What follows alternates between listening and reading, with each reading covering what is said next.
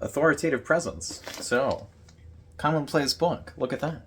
Now, this is the Commonplace Binder 101 playlist. We're going to be looking at beginning your Commonplace journey with a Commonplace book or a Commonplace binder. I'm going to put this down now. That is this video. That is next video. That's the number video. Basically, we're doing a 100 video playlist, and we are almost 2/3 of the way through. But yeah, Authoritative Presence. Am I really pushing that forwards right now? Probably not. So let's get into this. Beautiful sensory overload. So I'm gonna pick it up again.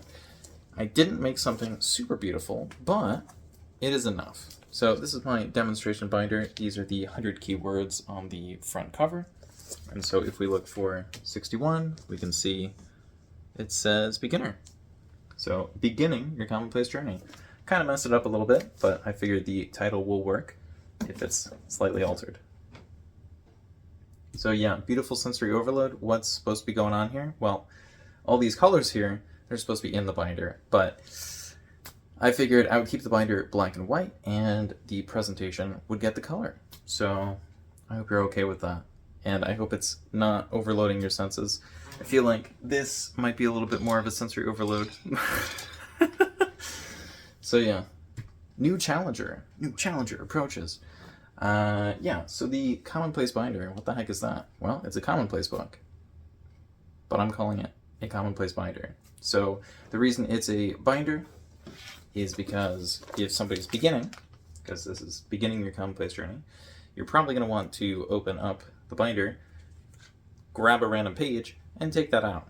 And you might also realize, oh, I ran out of room, so I need to slip a page in there somehow. But how do I do that when it's a book? And so that's why binder's a lot easier. We can have a content section instead of an index, and the index doesn't make sense because there are no page numbers, because sometimes the pages go in and out. And it's really nice for a beginner to not have to add the page numbers, because that's really annoying. And yeah, the tabs say the same thing that's on the contents page, and whatever the tab says is what the top of the page also says. So I get to once again set that down. Hands on a book. No, I just took my hands off the book. I don't want to deal with that right now. So what happens when you put your hands on the book? Well, if you're using pencil, the pencil might smudge. Same goes for if you're using anything crazy, but a lot of people will just use a pen or print, because if you can print your pages and then hole punch them, you can put them in a binder. That's great. You can't really do that if you're working with a book. So you kind of can, but like not really. I started with Locke. So why would I start with Locke if I'm not using an index right now? Well, here's the thing.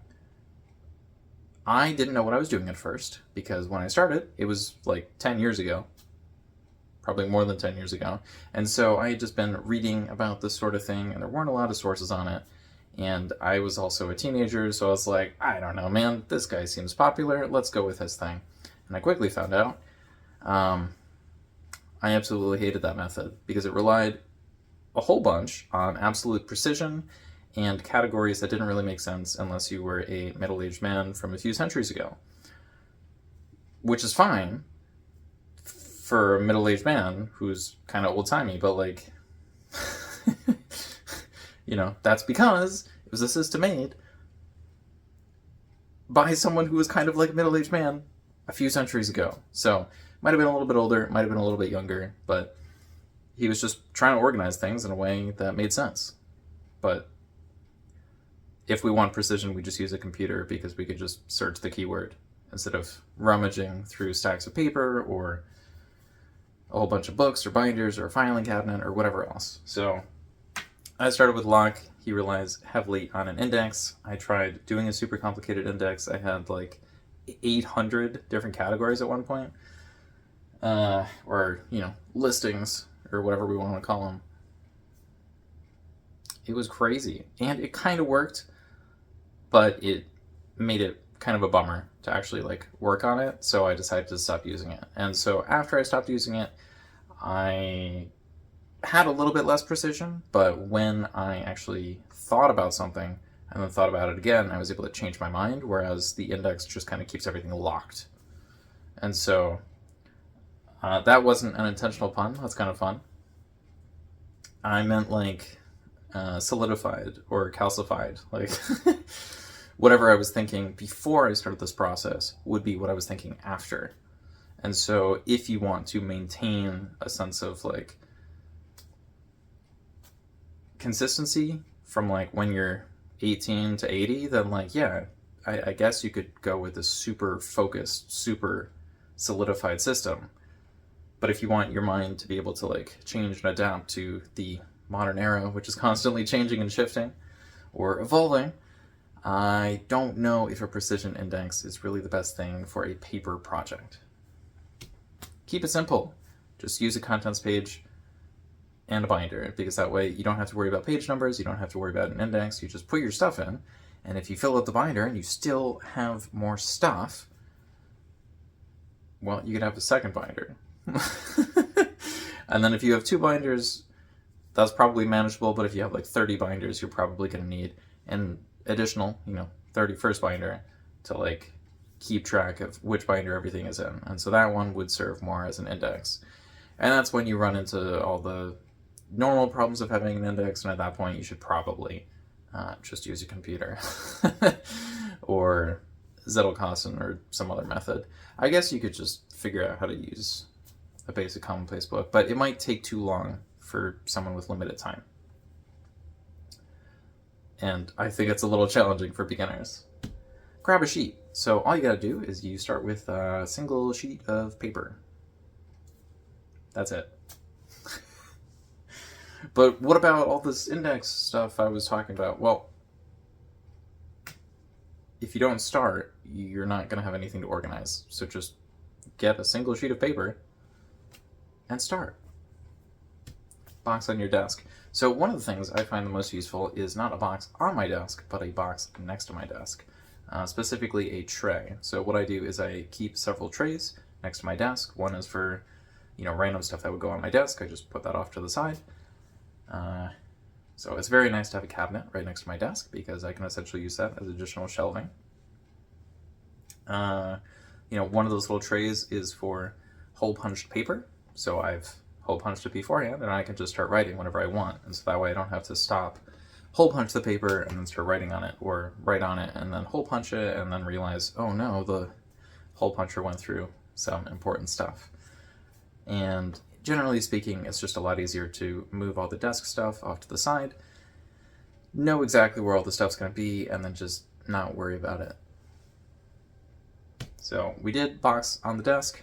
Turns out that's actually a tray on the desk, which is actually a tray next to the desk, which is actually several trays next to the desk. But yeah, we're going to move on from that, because I think you get it. Standard start. So the standard start is probably not a single sheet of paper. It's probably to grab a normal book, like a notebook or a notepad that somebody can write in, rather than a binder, because, well, a binder kind of breaks the rules in a lot of ways, but I feel like for a beginner, it's just a lot easier. Maybe not an absolute beginner. Like an absolute beginner might be like, oh, well, it says commonplace book, so I need a book. And like, okay. But if you've done that, I feel like you're ready for this. So, specific way. Yeah, this is a somewhat specific way. I have seen people starting to talk about binders, but they normally use a slightly different word. I think I've seen file effects thrown around. I don't know. At the beginning, I was like, oh man, I gotta connect with all these people, and then I got past 100 subs, and I was like, yeah, I should probably just get to work. Yeah, so like specific way, you could do this in a specific way, or you could just start with a sheet of paper. Like, don't worry about it. Flip through. It might be helpful if I showed you what was in the inside of my binder. Well, if you want to see that, I'm not going to show you right now, but I am going to show you. Look at that. That says flip through. So basically at the end of the playlist, I will be creating a flip through. I'm just going to page through everything and talk about it. And that video is probably going to have way more views than the average videos in this playlist, because seemingly at least once every 5 videos, I'm like, hey, you should check out this video, which doesn't exist yet. So I better make that when I get there. But also, I have made a few flip-throughs in the past, and most of my videos in 2024 were basically just like showing you what is in the binder. Not always talked about in the most time-efficient way, kind of like right now. And so we're going to get on to the next thing. Tutorial. What is the tutorial for making a commonplace book? Actually, a commonplace binder. So you get a binder, and then put paper in it, but oh, it's not hole punch, so you gotta hole punch it in a way that, you know, the hole punched paper matches up with the rings, because if the holes don't match up with the rings, that's not going to work. And so we got our contents page here, which does not have a tab at the top of the page, but every page afterwards does. And the reason for that is because the first thing says this, and then we simply move the contents page out of the way, and wow, look at that, we made it to the thing. And yeah, this says March 2024 ideas, this says March 2024 ideas, and this says March 2024 ideas. This is a cover page because I expect, you know, this section to get damaged heavily. Normally I would just add the tab to the top of the first page, and that would be it. So if we go to the next section, that is also a cover page. And the one after that also has a cover page. And the one after that does not have a cover page. So this is March 2024 ideas, and so we can see that March 2024 is simply listed in the upper left-hand corner, and then new tag ideas is just below that along with the tags. So I'm going to move that out of the way and move this back in place, and hopefully that has served as enough of a tutorial. Except I forgot, in the contents page, or content section, I label it as, you know, page 1, 2, or 3, or whatever. But once I eliminate the older pages, and by that I mean the ones at the front, because that's where the older ones end up, I don't change this at the top. And this is just for fun. So that is the only place where I record page numbers, unless I'm in a gigantic section, and within that section I decide I do need the page numbers, just to navigate a, like, you know, 30-page section. So when I cross something out, I take it out of the binder, and then I work on it, and if I don't add it back in, then I obviously don't re-add the entry. But if I do re-add it in, say I took out March 2024 ideas, I will re-add it here as March 2024 ideas, because for me it is March right now, and when this video comes out it'll probably be like, I don't know, July. It's gonna be a long time from now. I don't know when it could be. It might even be October. So, you know, correct me in the comments if you want. But the point is, it'll just go down there, and then I'll flip all the way to the back of the binder, and it will be placed in the binder. And I will do that by simply pushing outwards, or I guess pulling. It's like a pull-push to open these up, and then I will place the section inside, and then I will close both of these. The rings will close. I'll move all the pages to the back, and then I'll just close this, and then I'll set it down, and that'll be that. My hand kind of hurts right now because I was holding the weight like this. Review your work. So, do I need to review the tutorial again? I hope not. That took a lot out of me. So, yeah. One of the reasons to have the stuff cycle through the binder by putting the newest stuff in the back and having the oldest stuff in the front is you'll constantly be confronted with your oldest work, or at least whatever you haven't checked in the longest amount of time.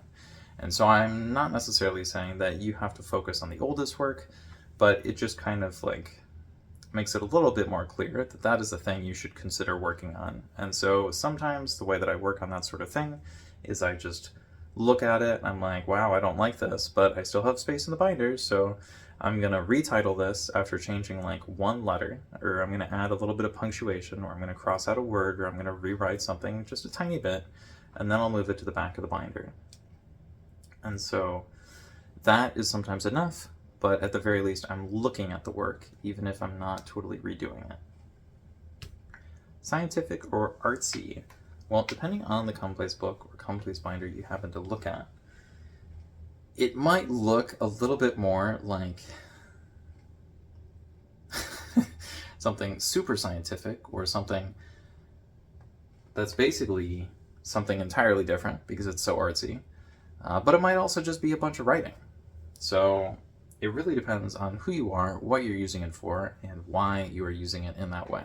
So for example, if you are using something for creating ideas, I think the binder is great for that because it's not about remembering a specific thing in a specific order at a specific time.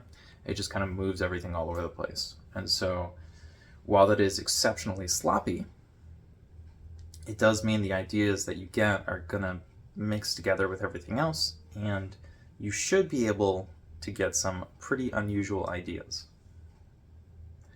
But it's not really going to like give you a better art style or, you know, accurately track something in a daily log.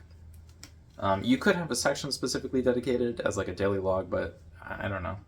Like at that point, I feel like that'd be better on your phone or computer or just in a journal, because like, why are you forcing that into the Commonplace book? You could, but it seems a little silly. Scraps. And scraps are part of the reason it's a little silly. So one of the main benefits of a Commonplace book or a Commonplace binder is just to grab a bunch of scraps of other pieces of information or clippings of a magazine or a newspaper or whatever else, and you just put it inside your book or binder. Now, I don't recommend putting physical items within the binder other than paper, because the rings might break apart, and then you will have the awkward situation of having prepped everything for binder, but none of the stuff actually fits in a binder. And so that would be very unfortunate.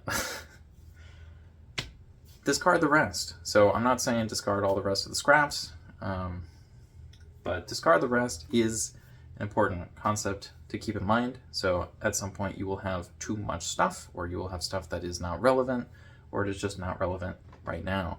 And so you can either throw that all away, or, you know, probably recycle because it's paper. But another option is to just deprioritize it. And so what I mean by that is you put it in a place where you're not going to look at it for a long time. So hopefully that'll be a little bit more like a month than a year or a decade. But it might be that you have some stuff which is just kind of bad. And so you put it off to the side for a month, and then you put it off to the side for a year, and then you put it off to the side for a decade.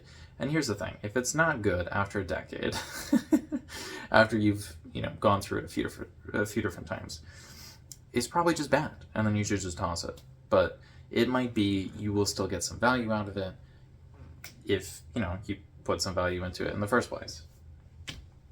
Setup. So how do you set this up? Do you only put value inside? You just grab a sheet of paper. Like, it doesn't have to be big galaxy brain or whatever. You need to start. So if you're going to do it, you need to start. What else do you need? I feel like I've gone over all of it, but I don't know. Maybe you need me to do this again, in which case I won't, because you can just re-watch this, because that's how the replay function works. Organization. Is this video organized well? Is the binder organized well?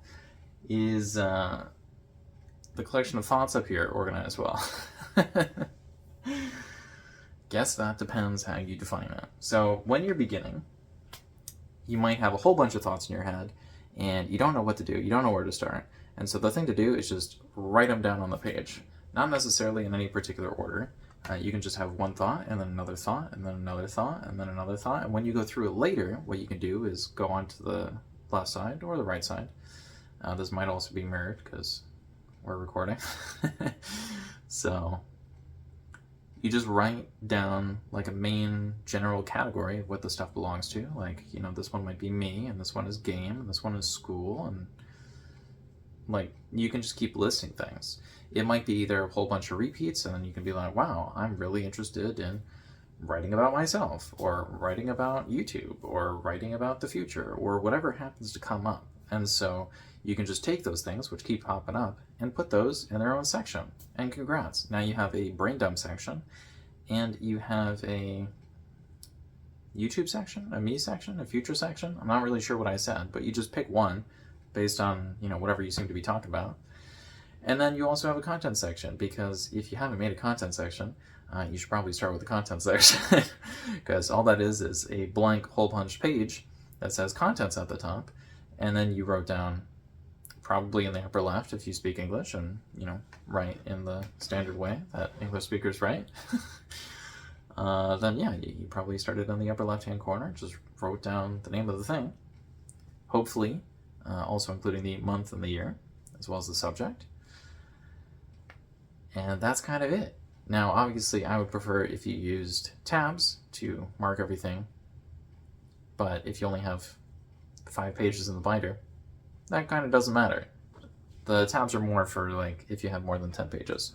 And you will have more than 10 pages if you simply add a page per day for a year. In fact, you might have more than one binder. So yeah, I'm gonna move on from that one. Hobbies outside the grind. Looks like we're moving on from everything now. Hobbies outside the grind. Do we do anything other than the grind now? I feel like I'm grinding out these videos. So if you would like me to grind out more videos, just let me know in the comments down below. But also specifically what you think they should be about.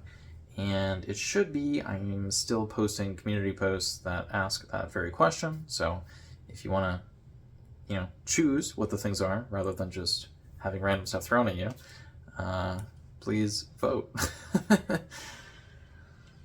Also, if this video comes out a super long time from now, it might be almost time to vote. So, I don't know. What I do know is the next video is guiding another through. So, that is a summarized title of the next video, and if you feel like I have helped you begin your commonplace journey, then, I don't know, maybe watch a little bit more. But if not, I hope you're having a great day and you have plenty of snacks and all the other stuff that people like to do or consume. So, bye!